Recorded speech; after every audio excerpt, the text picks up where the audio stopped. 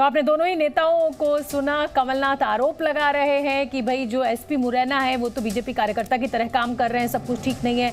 उधर नरेंद्र तोमर कह रहे हैं कि भाई डिमनी में सब कुछ अच्छा है, तस्वीर भी और तकदीर भी। चलिए, जी न्यूज के 3 संवाददाता मेरे साथ लाइव जुड़ रहे हैं। रविंद्र कुमार ग्वालियर से मेरे साथ लाइव जुड़ रहे हैं, कृष्ण मोहन मिश्रा भोपाल से लाइव है और रवि त्रिपाठी रायपुर से मेरे साथ जुड़ेंगे। रविंद्र, आप मुस्कुरा रहे हैं और मुझे लगता है कि नरेंद्र सिंह तोमर और कमलनाथ ने जो बयान दिया है उस पर चर्चा होनी चाहिए। कमलनाथ कह रहे हैं कि साहब एसपी जो हैं वो तो बीजेपी कार्यकर्ता की तरह काम कर रहे हैं। आप मुझे ये बताइए कि भिंड मुरैना में या दिमनी सीट पर इस समय क्या स्थिति है?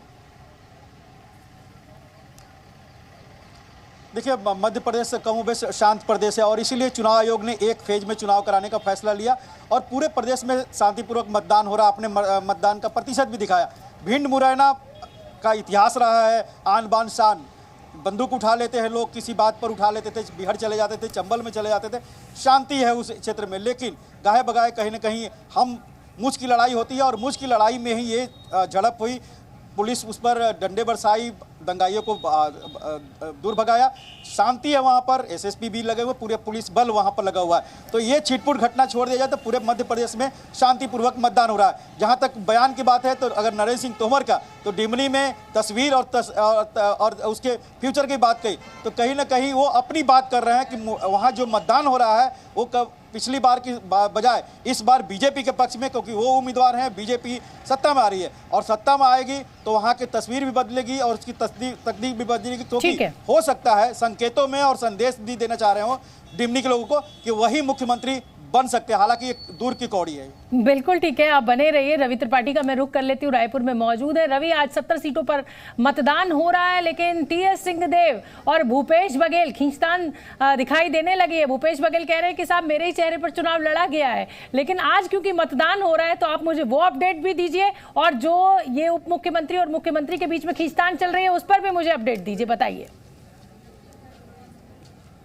बिल्कुल बिल्कुल, देखिए दोनों स्थिति में अगर गौर करेंगी तो छत्तीसगढ़ में मुख्यमंत्री भूपेश बघेल और उप मुख्यमंत्री टीएस सिंहदेव में 36 का आंकड़ा जो है वो निकल कर सामने आ रहा है और दूसरी तरफ बीजेपी और कांग्रेस के बीच में लड़ाई जो है वो भी लगभग 36 के आंकड़े की तरफ है और 46 का आंकड़ा चाहिए। देखिए 46 का आंकड़ा चाहिए यहाँ सरकार बनाने के लिए, चूंकि 90 सीटें हैं, लगभग आसपास दोनों पार्टियां दिख रही हैं। गजब की लड़ाई दिख रही है। दिल्ली से जब हम चले थे तब ऐसा लगता था कि एक तरफा कांग्रेस की सरकार बनती हुई दिख रही थी, लेकिन जब यहाँ आए, जमीन पे लोगों से बात हुई तो कहीं ना कहीं टक्कर की लड़ाई दिख रही है। बीजेपी धीरे धीरे बढ़ती हुई दिखी, कांग्रेस धीरे धीरे घटती हुई दिखी।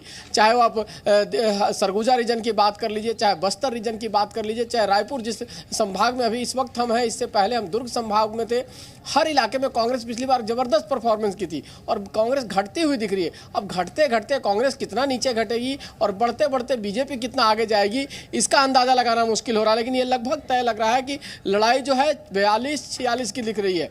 ठीक है, और 1 से 2 सीट इंडिपेंडेंट को जाते हुए दिख रही है। तो लड़ाई जबरदस्त है। मुद्दा जो था कहीं ना कहीं किसान एक तरफ कांग्रेस के साथ है तो दूसरी तरफ नौजवान कई जगह कांग्रेस से नाराज दिख रहा है। जो मजदूर तबका है, जो कहीं ना कहीं खेतीहर मजदूर है, वो कांग्रेस से नाराज दिख रहा है। महिलाएं शराब बंदी नहीं होने की वजह से शराब की जो बिक्री खुलेआम हुई उससे नाराज दिख रही है। तो एक तबका बहुत ज्यादा खुश है तो कई तबका बहुत ज्यादा नाराज भी दिख रहा है। तो कहीं ना कहीं इस वजह से वोट जो है और सरकार दोनों तरफ से बीजेपी और कांग्रेस एकदम टक्कर में लड़ती हुई दिखाई दे रही है। चुनाव दिलचस्प तभी होता है जब टक्कर की लड़ाई हो। अगर जिस दिन नतीजे आते हैं और 10 बजे तक ये पता लग जाए कि भाई कौन स्वीप कर रहा है तो बहुत आनंद आता नहीं है। आपको पिछले मध्य प्रदेश के चुनाव के नतीजे याद होंगे। रात में 10-11 बजे तक हम लोग सब स्टूडियो में और ऑफिसों में और आप लोग फील्ड में थे। कृष्ण मोहन जी, आपका मैं रुख कर लेती हूँ, भोपाल में आप मौजूद है, बताइए यहाँ पर क्या स्थिति है? देखिए, मतदान बहुत अच्छा हुआ। 3 बजे तक के जो आंकड़े आए उसमें लगभग 60% मतदान हुआ था। यहाँ पे मध्य प्रदेश में होता ही है कि सुबह के समय गांव खेड़े के इलाके में ज़्यादा मतदान हो जाता है, शहर के पौष इलाकों में दोपहर के वक्त ज़्यादा मतदान हो जाता है, शाम के वक्त भी कुछ एक जो सब अर्बन एरिया वहाँ पर मतदान होता है। इस समय अरेरा कॉलोनी के जिस एक मतदान केंद्र में मैं खड़ा हूँ, इस समय 4:15 बज रहे हैं, मतदान खत्म होने में थोड़ा सा ही वक्त है, लेकिन अभी भी इक्के दुक्के लोग आ रहे हैं। लेकिन जो बात रवि कह रहे थे वही वही बात मध्य प्रदेश के लिए भी सच है। कुछ महीने पहले ऐसा लग रहा था कि कांग्रेस बहुत आसानी से जीत जाएगी, लेकिन अब ऐसी स्थिति लग नहीं रही है। जिस तरह से लोगों से बातचीत करके, जो अगर आप लोगों से बातचीत करने को बैरोमीटर माने, तो जो पता लग रहा है कि लड़ाई बहुत मार्के की होगी, एक दूसरे के कट थ्रोट कंपटीशन चल रहा है, नेक टू नेक फाइट होगी।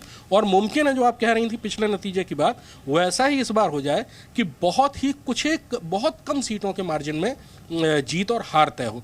एक बात और शोभना, एक राजनीति में कहा जाता है कि लड़ाई के मैदान में हमेशा ये होता है कि जो डिफेंडर होता है, जो अपने गढ़ की या मोर्चे की रक्षा कर रहा होता है, वो बेनिफिट में होता है। जो हमला करने वाली फौज आ रही होती है उसको 3 गुना कम से कम होना चाहिए होता है।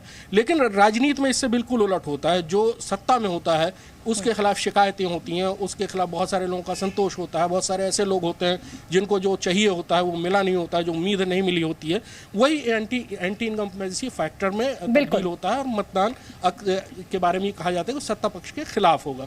बीजेपी 18 साल से यहाँ सत्ता में, तो कांग्रेस के पास बिल्कुल मेरे पास कृष्णमोहन जी, अब मैं क्षमा चाहूंगी, मेरे पास वक्त इतना ही है और इस समय एक बड़ी खबर भी आ रही है, वो भी अपने दर्शकों को बतानी है। फिलहाल के लिए आप तीनों का ही बहुत बहुत धन्यवाद। नजर बना के रखिए, जैसे कोई अपडेट होगा 5 बजे मतदान खत्म होगा, फिर एक बार आपका रुख करेंगे। और बता दें हम आपको कि बीजेपी नेता और केंद्रीय मंत्री ज्योतिरादित्य सिंधिया ने ग्वालियर में वोट डाला है और इस दौरान उन्होंने बहुमत के साथ बीजेपी की सरकार बनने का दावा भी किया है। साथ ही सिंधिया ने कहा कि वो ना तो मुख्यमंत्री की रेस में कभी थे और ना हैं।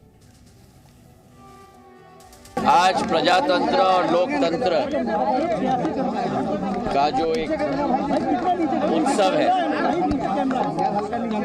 मतदान सबसे बड़ा कार्य प्रजातंत्र में नागरिक का होता है।